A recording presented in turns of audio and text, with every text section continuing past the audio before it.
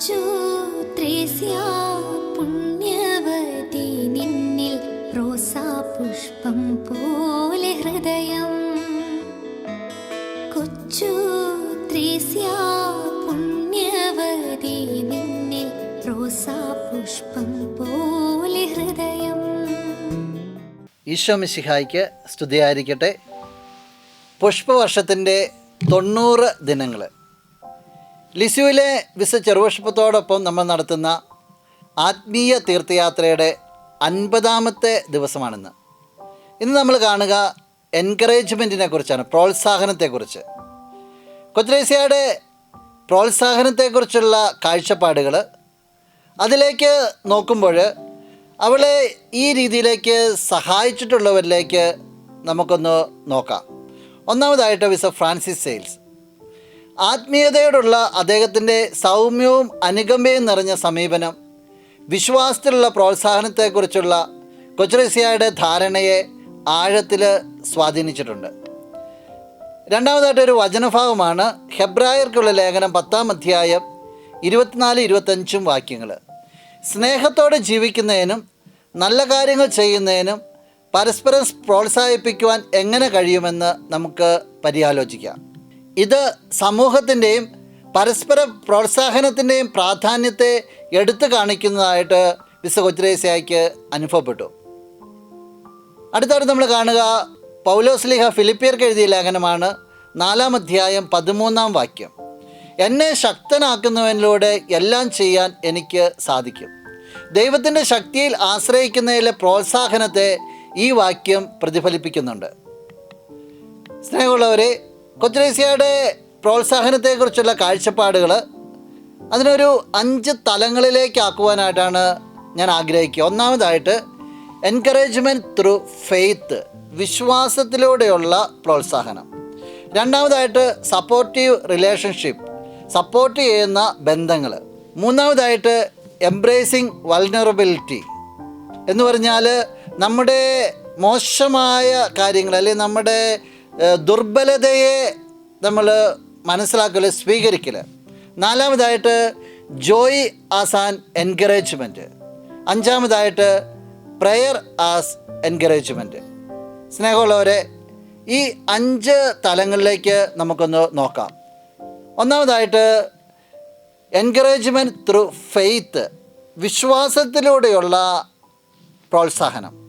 ദൈവത്തിലുള്ള വിശ്വാസം ധൈര്യം കൈവരുത്തുമെന്ന് വിശ്വസിക്കുന്ന കൊച്ചുത്രേസ്യ മറ്റുള്ളവരിൽ വിശ്വാസം വളർത്തുന്നതിൻ്റെ പ്രാധാന്യം ഊന്നി പറയുന്നുണ്ട്. അവളുടെ ഒരു എഴുത്തിൽ ഇങ്ങനെ കുറിക്കുന്നു: എൻ്റെ വിശ്വാസം എൻ്റെ ഭയത്തെ മറികടക്കാൻ എനിക്ക് ധൈര്യം നൽകുന്നു. അപ്പോൾ അവൾക്ക് ധൈര്യമായി നിൽക്കുന്ന വിശ്വാസം.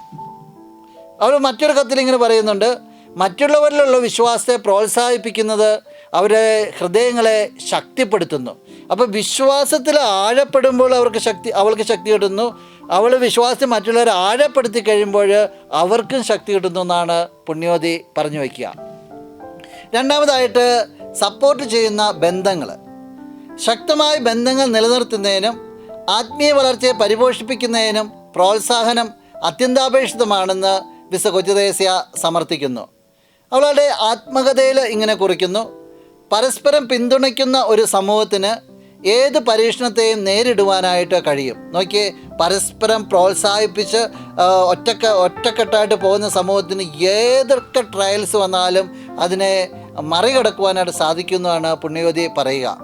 അവളുടെ സഹോദരി സെലിൻ എഴുതിയ എഴുത്തിൽ ഇങ്ങനെ എഴുതുന്നു: നമുക്ക് പരസ്പരം പ്രോത്സാഹിപ്പിക്കാം, കാരണം നമുക്ക് ഒരുമിച്ച് ദൈവത്തോട് കൂടുതൽ അടുക്കുവാനായിട്ട് കഴിയും. സഹോദരർ പറയുകയാണ്, നമുക്ക് പ്രോത്സാഹിപ്പിക്കാം, കാരണം ഇത് നമ്മളെ ദൈവത്തിലേക്ക് കൂടുതലായിട്ട് അടുപ്പിക്കും. മൂന്നാമത്തെ തലം എന്ന് പറയുക ഒരുവൻ്റെ ബലഹീനത അല്ലെങ്കിൽ മോശമായ കാര്യങ്ങളെ നമ്മൾ സ്വീകരിക്കൽ. ഒരുവൻ്റെ ബലഹീനതകൾ അംഗീകരിക്കുന്നത് ദൈവത്തിൻ്റെ ദൈവിക പ്രോത്സാഹനത്തിനും മറ്റുള്ളവരിൽ നിന്നുള്ള പിന്തുണയ്ക്കുമുള്ള വാതിൽ തുറക്കുമെന്ന് വിശുദ്ധ കൊച്ചുത്രേസ്യ വിശ്വസിച്ചിരുന്നു. അവളുടെ ഒരു എഴുത്തിൽ ഇങ്ങനെ പറയുന്നു: എൻ്റെ തെറ്റുകൾ അംഗീകരിക്കുന്നത് മറ്റുള്ളവരിൽ നിന്ന് പ്രോത്സാഹനം സ്വീകരിക്കാൻ എന്നെ അനുവദിക്കുന്നു.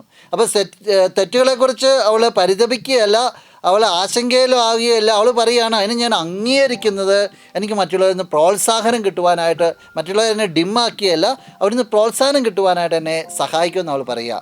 അവളുടെ അന്തിമ വചസ്സുകളിൽ ഇങ്ങനെ പറയുന്നു, ദുർബലത ദൈവകൃപ സ്വീകരിക്കുന്നതിനുള്ള വാതിൽ തുറക്കുന്നു. അപ്പോൾ ബലഹീനതകളോ അല്ലെങ്കിൽ നമ്മുടെ കുറവുകളോ അല്ലെങ്കിൽ നമ്മുടെ ദുർബലതയോ അതൊരു സങ്കടമല്ല. അവൾ പറയുകയാണ്, ദൈവത്തിൻ്റെ കൃപ കിട്ടുവാനുള്ള വാതിലാണ്, തുറക്കപ്പെടുകയാണ് അതിലൂടെ ചെയ്യുക. നാലാമത്തെ തലം എന്ന് പറയുക, പ്രോത്സാഹനത്തെ ഒരു സന്തോഷകരമായിട്ട് അവൾ കണ്ടു എന്നുള്ളതാണ്. അവൾ സന്തോഷത്തെ ഒരു ശക്തമായ പ്രോത്സാഹനമായിട്ട് വീക്ഷിച്ചു. സന്തോഷകരമായ ആത്മാവിലൂടെ ചുറ്റുമുള്ളവരെ അവൾ ഉയർത്തി. അവളുടെ ആത്മകഥയിൽ ഇങ്ങനെ കുറിക്കുന്നു, സന്തോഷം പകർച്ചവ്യാധിയാണ്, അത് നമുക്ക് ചുറ്റുമുള്ളവരെ പ്രോത്സാഹിപ്പിക്കുവാനായിട്ട് ഇടവരുത്തുന്നു. അപ്പോൾ ഒരു വ്യക്തിയിലെ സന്തോഷം അത് പങ്കുവയ്ക്കുമ്പോൾ അത് വലിയൊരു പ്രോത്സാഹനമായി തീരുന്നതാണ് അവൾ കുറിച്ച് വയ്ക്കുക. അവളുടെ അന്തിമ വചസ്സുകൾ ഇങ്ങനെ പറയുന്നു, സന്തോഷകരമായ ഒരു ഹൃദയം ശക്തിയുടെയും പ്രോത്സാഹനത്തിൻ്റെയും ഉറവിടമാണ്. അപ്പോൾ ഉള്ളിൻ്റെ ഉള്ളിൽ നിറയുന്ന സന്തോഷം അത് ഹൃദയം ഇങ്ങനെ നിറഞ്ഞു കഴിയുമ്പോൾ മറ്റുള്ളവരെ പ്രോത്സാഹിപ്പിക്കാനായിട്ട്, മറ്റുള്ളവർക്ക് സ്നേഹം പങ്കുവയ്ക്കുവാനായിട്ടുള്ള ഒരു ശക്തിയായിട്ട് അത് രൂപാന്തരപ്പെടുമെന്നാണ് പുണ്യവതി നമ്മെ ഓർമ്മപ്പെടുത്തുക. അഞ്ചാമതായിട്ട് പ്രയർ ആസ് എൻകറേജ്മെൻറ്റ്. പ്രാർത്ഥന വലിയൊരു ശക്തിയായി മാറുകയാണ്, ഒരു പ്രോത്സാഹനമായിട്ട് മാറുകയാണ്. ആത്മീയ പിന്തുണയും ശക്തിയും വാഗ്ദാനം ചെയ്യുന്നതിലൂടെ തന്നെയും മറ്റുള്ളവരെയും പ്രോത്സാഹിപ്പിക്കുന്നതിനുള്ള ഒരു മാർഗമായി കൊച്ചുത്രേസ്യ പ്രാർത്ഥനയെ മനസ്സിലാക്കി. അവളുടെ ആത്മകഥയിൽ ഇങ്ങനെ കുറിക്കുന്നു, പ്രാർത്ഥനയിൽ എന്നെയും മറ്റുള്ളവരെയും പ്രോത്സാഹിപ്പിക്കാൻ ഞാൻ ശക്തി കണ്ടെത്തുന്നു. നോക്കിയേ, അവളുടെ എനർജി എന്ന് പറയുക അത് പ്രാർത്ഥനയാണ്.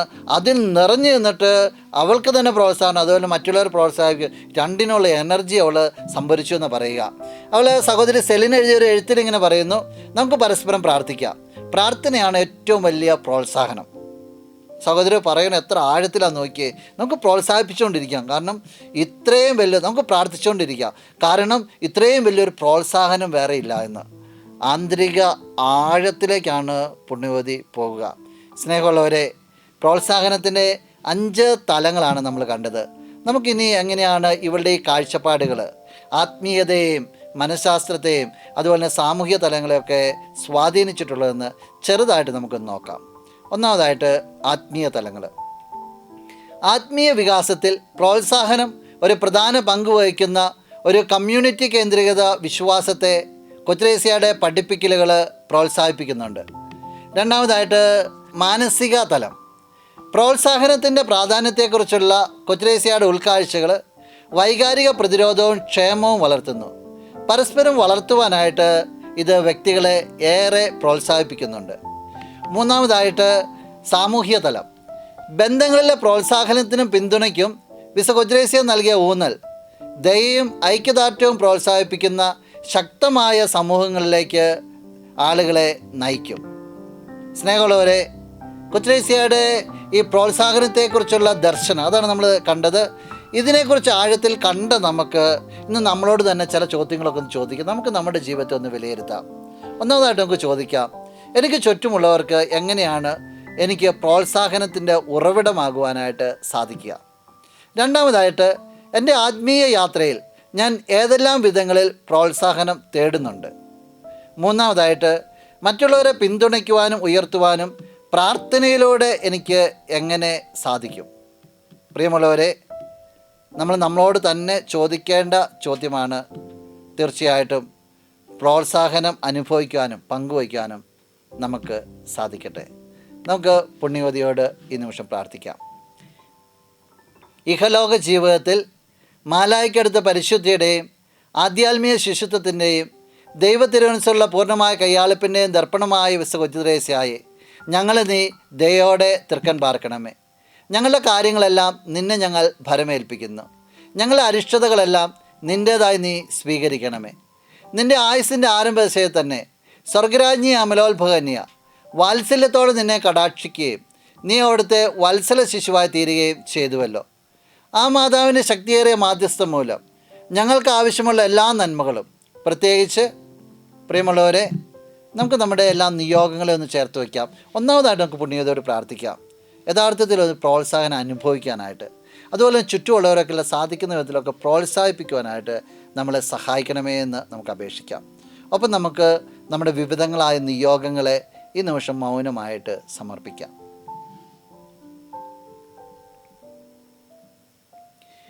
ഈ അനുഗ്രഹങ്ങളും ഒരു നല്ല മരണം സിദ്ധിക്കുന്നതിന് നിരന്തരം ഞങ്ങൾക്ക് വേണ്ടി പ്രാർത്ഥിക്കണമേ.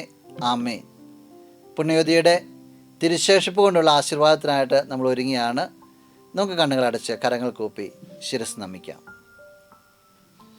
നല്ലവനായ കർത്താവേ, നിൻ്റെ ഇഷ്ടദാസിയായ ലിസിയോയിലെ ചെറുപുഷ്പത്തെ ഞങ്ങൾ സ്നേഹത്തോടും നന്ദിയോടും കൂടി ഓർക്കുകയാണ്. ജീവിതത്തിൽ പ്രോത്സാഹനത്തിൻ്റെ പ്രാധാന്യം മനസ്സിലാക്കിക്കൊണ്ട് അവൾ പ്രോത്സാഹനത്തിൻ്റെ ആഴങ്ങളിലേക്ക് പോകുവാനായിട്ടും തന്നെയും മറ്റുള്ളവരൊക്കെ പ്രോത്സാഹിപ്പിക്കുവാനായിട്ടൊക്കെ അവൾ ഏറെ പരിശ്രമിച്ചല്ലോ. നീ നൽകിയ ജ്ഞാനമാണെന്ന്, നീ നൽകിയ കൃപയാണെന്ന് ഞങ്ങൾ വിശ്വസിക്കുന്നു. ഈശോയെ, ഞങ്ങളെ നീ ഈ തരുണത്തിൽ അനുഗ്രഹിക്കണമേ.